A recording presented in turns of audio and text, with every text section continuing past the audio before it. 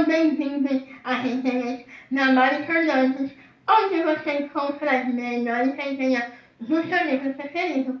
Não se esqueça de curtir, comentar e se inscrever aqui no canal. Também me segue nas redes sociais. Na resenha de hoje é recheada de mistério e uma pitada de veneno. Estamos falando de A Pequena Loja de Venenos, da Sarah Taylor. Aqui vai contar a história de 3 mulheres, a Bella, a Elisa e a Caroline. Caroline é dos tempos atuais. E a Bella e a Elisa é no final do século XVIII. Então a história se passa em Londres de 1791 e tempos atuais, né?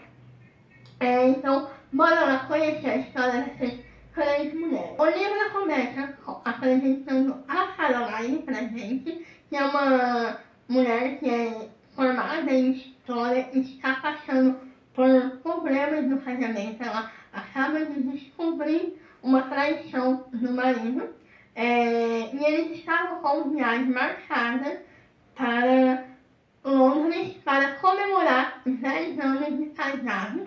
Então, nesse meio tempo, ela acaba descobrindo e decide ir para Londres, mesmo assim, só que sozinha, sem ele. Ela precisa de um tempo para pensar e acaba indo e ele acaba ficando. E lá ela se sente perdida, porque eles tinham programado toda a viagem, pontos turísticos que eles iriam visitar e tudo mais. Então ela se sente perdida, até que ela encontra um grupo de pessoas que ficam fazendo busca e buscando coisas soltas no rio Tamisa. Como assim? E aí ela não tá fazendo nada, então ela decide se juntar com esse grupo de pessoas que estão procurando objetos, coisas que eram jogadas no rio Tamisa, e ela acaba encontrando um prato de vidro azul meio clarinho, assim, sabe?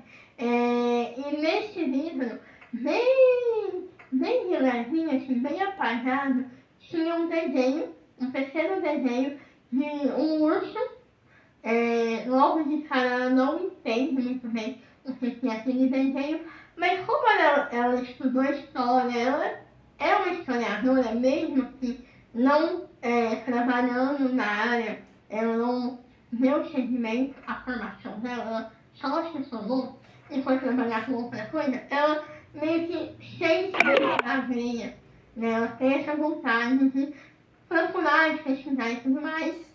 Então ela vai atrás para tentar descobrir de que aquele plástico que parecia um plástico de veneno, porque ela escuta a história de uma possível boticária. Então ela vai começar a procurar, pesquisar, e aos poucos ela vai encontrando sobre essa boticária, se ela realmente existiu ou não.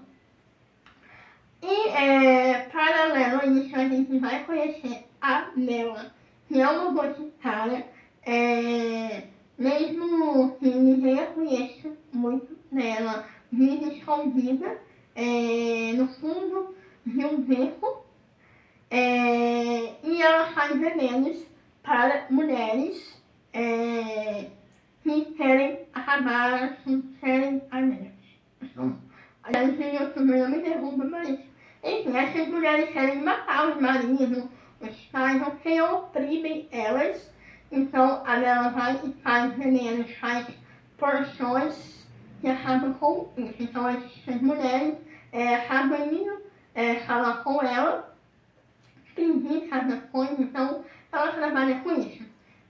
Antes da Bella começar a fazer isso, a sua mãe era uma boticária, ela realmente fazia remédio para curar as pessoas, só que devido a uns traumas, devido a algumas coisas que aconteceram na vida da Bella, que fez ela se transformar nessa mocidade que dá veneno para essas mulheres se livrarem de maridos, de pais, de irmãos, de homens que oprimiam e abusavam delas.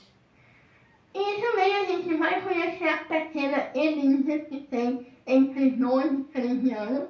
Ela era empregada de uma mulher rica, que quer acabar com o marido, então ela vai procurar a Elisa para que ela pudesse fazer uma porção para dar para o seu patrão.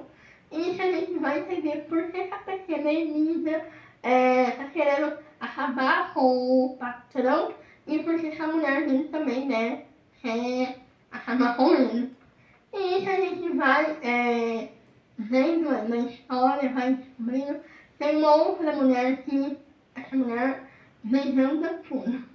Tudo começa a ruir por causa dessa outra madame que pede uma porção para matar uma pessoa, só que acaba que, né, acontecendo com outra pessoa.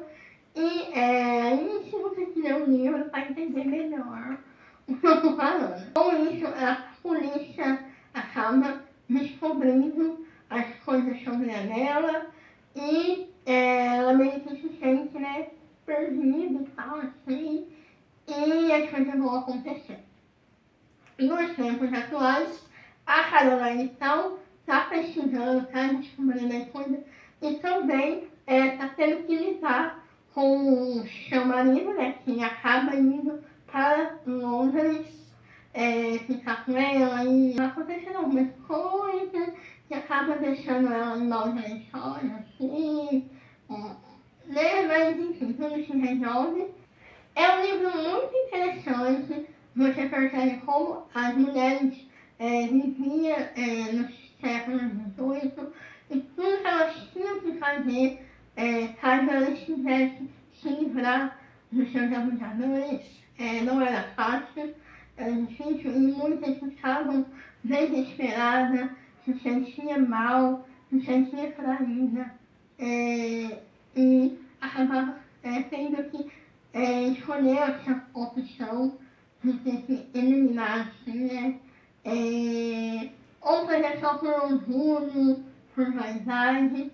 A gente vê também a redescoberta da Caroline, porque ela é uma mulher que ela se anulou por causa do casamento. Ela começou a trabalhar num lugar que ela não era feliz. Ela deixou de fazer a pós-graduação dela por causa do casamento, porque o marido dela não podia sair da cidade onde eles moravam e ela tinha que fazer a pós-graduação em outro lugar.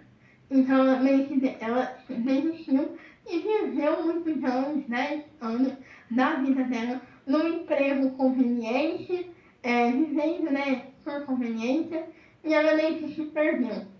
E a gente acompanha a redescoberta dela, a gente acompanha ela percebendo que o que ela ama fazer, o que ela se sente bem é pesquisando. Ela acaba terminando a pós dela, fazendo a pesquisa e a tese de mestrado, o doutorado. Enfim, a tese dela foi sobre a bochicha da lamela, de anos atrás, né, que como ela foi pesquisando, foi descobrindo jornais, diários, fotos, assim, então ela foi descobrindo mais a história que se passou anos, séculos antes dela.